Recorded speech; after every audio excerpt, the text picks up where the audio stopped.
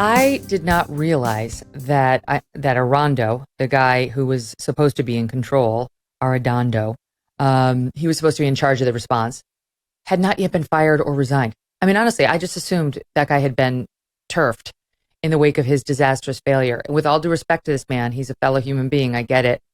He's become the face of cowardice in America. And he's still employed in the job.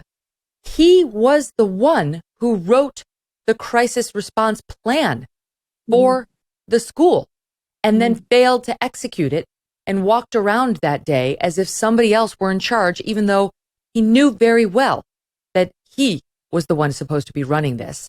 Now the parents are outraged. The family members are outraged. You're about to hear from a man who I believe is the uncle of one of the victims. Hold on. His name is Brett Cross. His niece died during the shooting, and he addressed the school board about the fact that they have not fired this guy yet. Take a listen. I literally just gave you proof that he knew that the doors were unlocked, didn't do nothing about it. You're still standing by paying him to take a vacation, correct? No. We were going to wait for investigative information to come forward to help us in our decision-making process, and I will stick to that.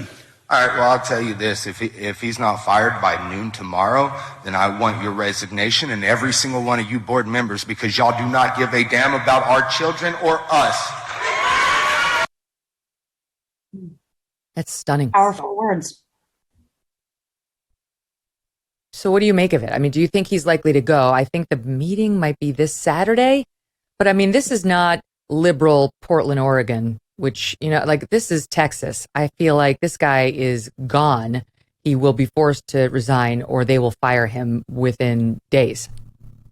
So he immediately stepped down from the city council, which he was already elected in that role before the shooting happened. Then he got sworn in a day after the shooting. So that was a big controversy as well. Now, he did step down from that role on the city council.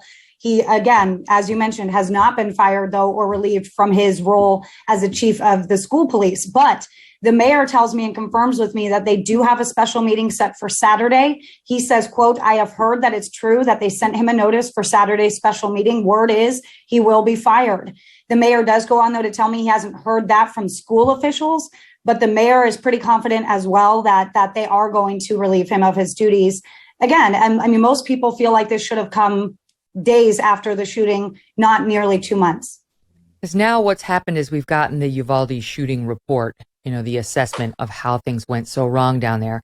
The Washington Post reporting in all 376 law enforcement officers, nearly 400 law enforcement officers were on scene there, a greater number than previously known, 149 Border Patrol officers, 91 Texas State Troopers, and the guy who was supposed to be in charge was Pete Arredondo, the school district police chief who wrote the active shooter response plan. What's insane about the fact that he's still there, if I understand the facts correctly, is God forbid they were to have another school shooting this week.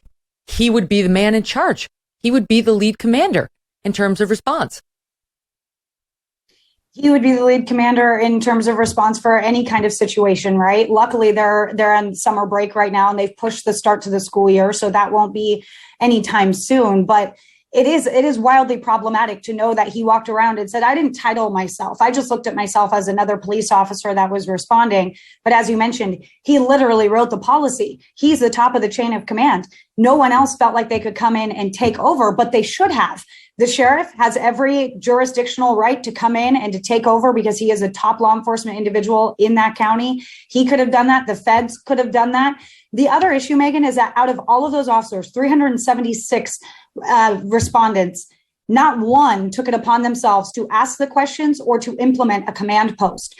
That in this report, that was an egregious error as well, because there was nobody there to streamline and coordinate efforts. We know radios weren't necessarily working. We know that Arredondo was on the other side of the classroom while the congregate group was kind of, where we saw the cameras that were closer back. So how are they even communicating? And that's another big problem, is that there wasn't a command post and there wasn't a central command person that was outside of the building making sure that things were going on. When I arrived on scene, No one knew what was going on. There were troopers with blood on their shirts. There was no perimeter line set. There was no PIO, which is a public information officer, to give me any information.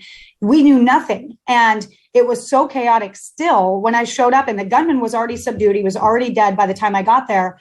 But when I got there, I was watching the airlifting helicopters leave, and the truck was still in the spot that it was crashed in. And again, there was no caution tape up, no perimeter set at all, at least an hour after this started. And so, you look at this situation, you look at this botched response, and you look at how these families are reeling, and they have to. And, I've asked a lot of my sources along the border that are sheriffs, that are law enforcement individuals, that are border patrol, and they all say that the only way forward is to actually basically start from the bottom and clean house. Just work your way through it. And you have to start over, because these people in this community aren't going to have confidence in these law enforcement individuals.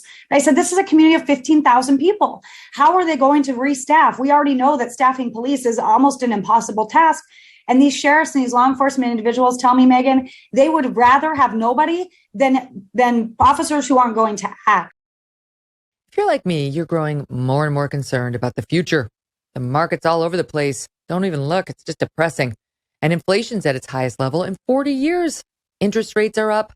Market experts are predicting a recession, and they're using terms like economic hurricane and unprecedented. You never want to hear the U word when it comes to the economy. If you want to protect your future, call a precious metal dealer I trust, American Hartford Gold. They can show you how to protect your savings and retirement accounts by diversifying. You got to diversify your portfolio with physical gold and silver. All it takes to get started is a short phone call, and they will have physical gold and silver delivered right to your door or inside your IRA or 401k. Super easy. And they keep it simple. They're the highest rated firm in the country, with an A+ rating from the Better Business Bureau and thousands of satisfied clients.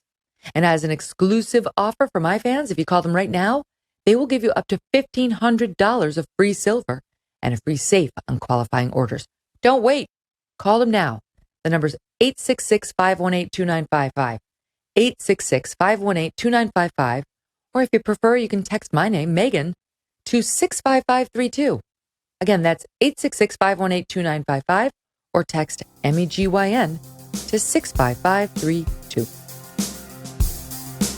Hey, thanks so much for watching. If you like what you just saw, hit the subscribe button for more clips and full episodes.